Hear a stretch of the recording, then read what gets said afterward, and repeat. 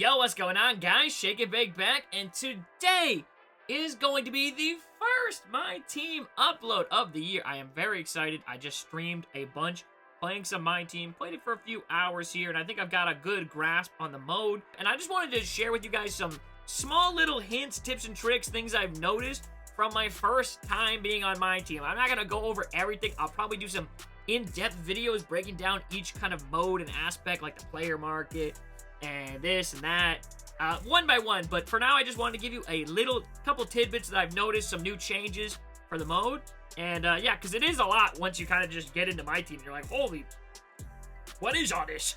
So just, yeah, to hit you with some things that are new and some changes and things to take note of.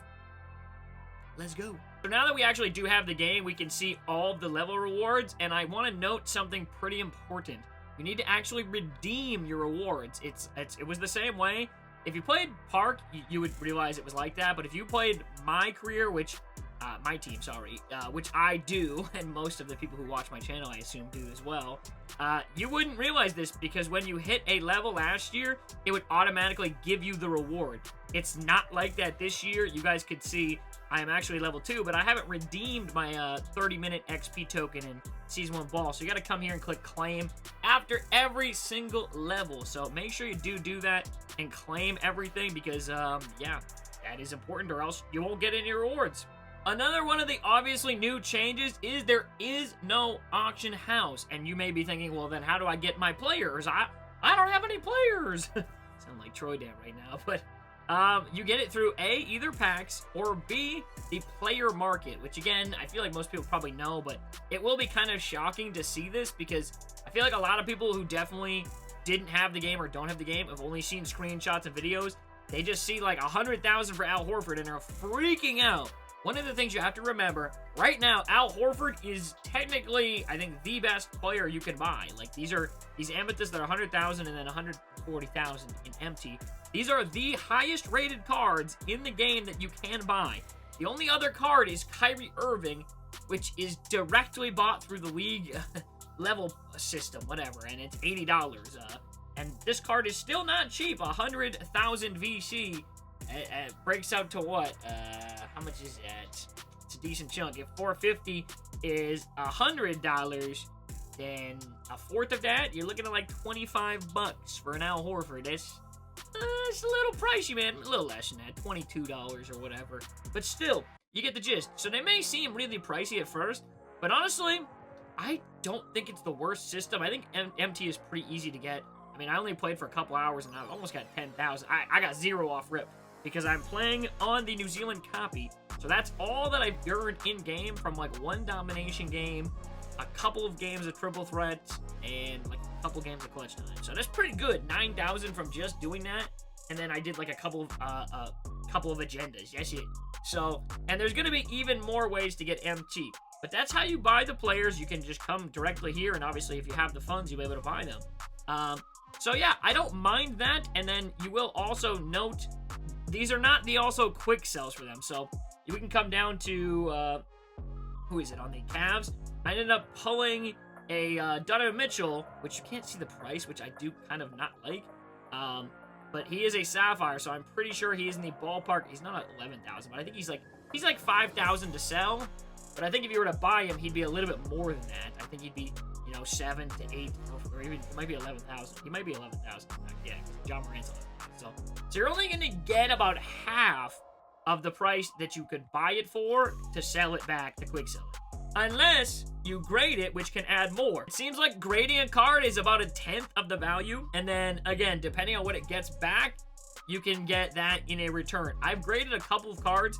I've graded a gold card. First time it got a 7, and that changed its quick sell value and added 45 MT, which is not a lot. It was only quick selling for 900, but with the 7, it got a 945 quick sell. I regraded it for another 140 MT. So I technically lost 95 that first time around if I were to quick sell it.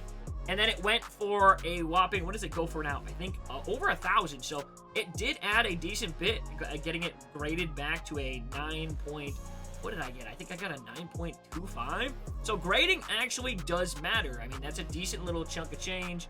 I got a 7 on my Michael Porter Jr. Where is he? Oh, I think... Oh, wait. No, there he is. Right there. Right here. So, boom. You can see 1215. So, it added about 300 extra MT. Now, again, it does cost 140, you know, to do it. So, technically, still a couple hundred MT. I definitely think grading is going to be worth it in the long run. And again, being able to regrade cards is really nice. But, again, you got to be careful because some of these cards are pricey. Again, that John Stockton, that I pulled, actually, John Stockton from a pre-order pack. It wasn't even like I haven't got my pre-orders yet, so it was just like the base game pre-orders that you get. I think everyone gets when they buy the game, even if it's just the default version. And I pulled John Stockton, who's really good. He sells for 28,000 MT, ungraded, unhollow, which is pretty good for Ruby card. But if you were to go and grade him, yeah, it's going to cost you a solid 2,800 just to grade him, bro. 2,800 MT, which again, if he comes back a 7, it might only add a little tiny bit of MT to it.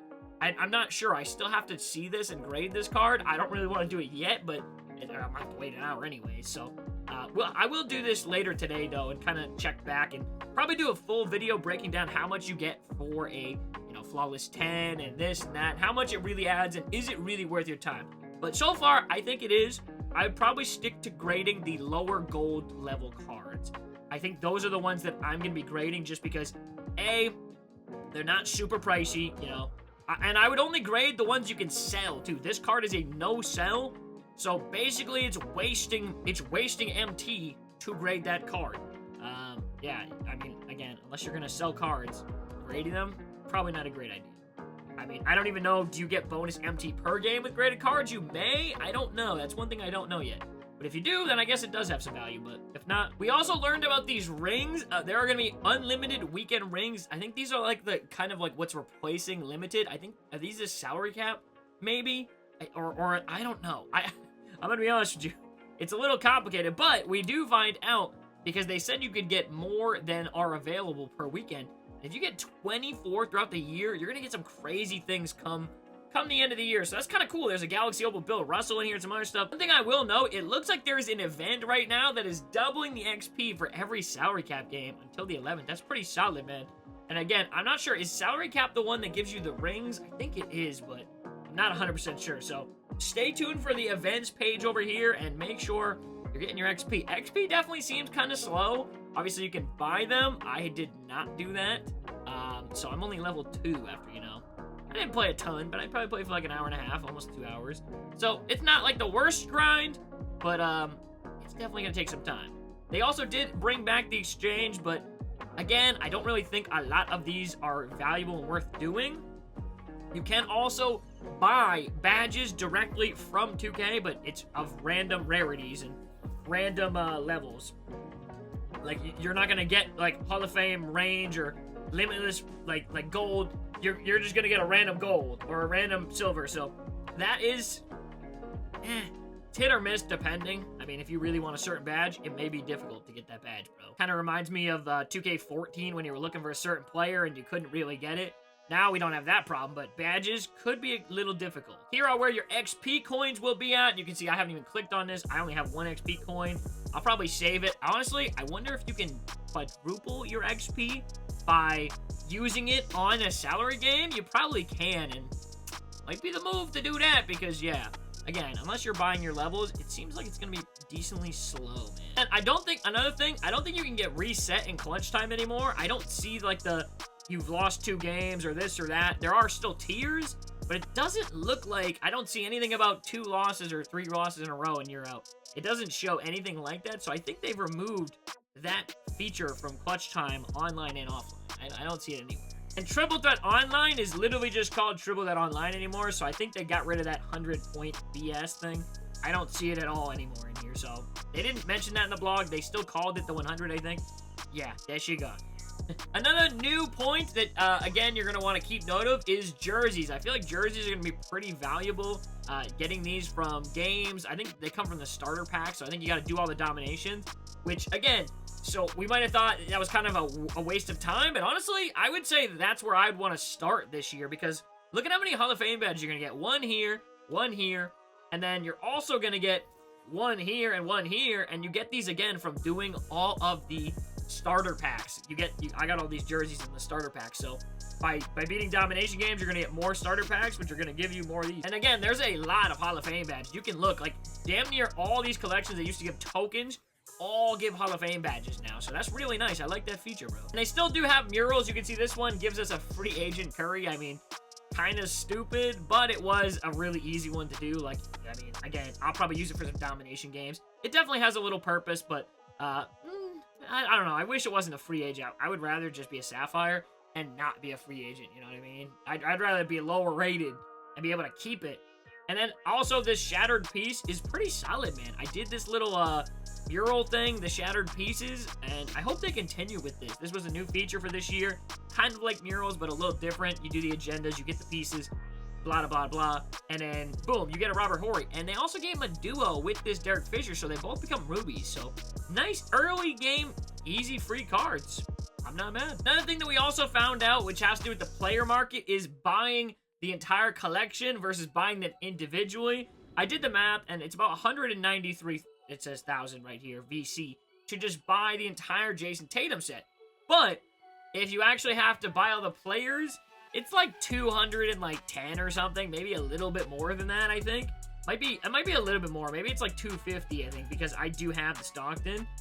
So you're not really getting like a crazy huge discount, but definitely seems like it's something. So if you know you're gonna lock in a set, I guess it would be better in that case to be buying with obviously VC, which it is much cheaper to be buying cards with VC, but also B, you're gonna get that extra discount. So that's one thing to note when kind of deciding whether to buy VC or MT. I mean, I'm not gonna lie, right now I don't see much of the logic behind buying MT versus VC. Now, they even disabled it right now for a little bit. I think it's going to eventually come back, but I don't know why. Maybe there was a pricing issue or something, but maybe, or maybe, I don't know, maybe there was just something with the listing, but when it does come back, I don't know, maybe that'll change, but for now, I mean, other than, like, putting that MT towards card grading to make you more MT back or things like that to buy other cards, but again, you can buy cards cheaper with VC, so, I mean, unless you really just want a boatload, which you can get more of it, but seems like it's a better idea to probably just buy the VC at this point, but that could change. Also, take note, there is a community poll to get a free little mini game. I got, I think, like 200 MT or something. The MT amounts, it's tricky because some of it is clearly better. Like, when you play a game of domination, you get 4,000 MT per game, and then, like, but then some of the things you do, like, you still get, like, 200 MT or whatever, like, for a ball spin or something. So, I don't know. Those, like, some of making MT is better, other is not at all. I think we're going to stop right there, though. A decent bit of new things, tips. Again, there's going to be a lot more to come. Obviously, it is only the first day. I can't even buy packs yet. I will be able to later tonight, but obviously, we'll do a little bit of that. We'll do a little dabble. Make sure you're following me up on Kick. The stream earlier today was crazy. Hopefully, tonight's will be as well. And, yeah, we'll be streaming up on there. So, make sure to drop the follow. Do all that kind of stuff, and yeah, stay tuned for some more videos. I got a bunch of ones to drop, even some YouTube shorts, some other stuff, whole bunch of stuff, so stay tuned. I got lots coming, man. Peace. Let's get it. I don't know how I got this pack, but I'll take it because I did not do the challenge. I did not do that shit. Okay, that's not good. That's definitely not good. Neither is that. Okay, am I getting gold players? Oh. Keith Van Horn! Alright, we also got these PlayStation Plus packs. These were terrible last year, but it might be good on the first day when I don't have any players, I guess. Ooh, Ruby! Hey, yo! Nice! A John Stockton! Let's go! Dude, second pack, we got a Ruby? Okay. 28,000! Nice! Dude, and if I grade him and he grades well, I think I can get even more.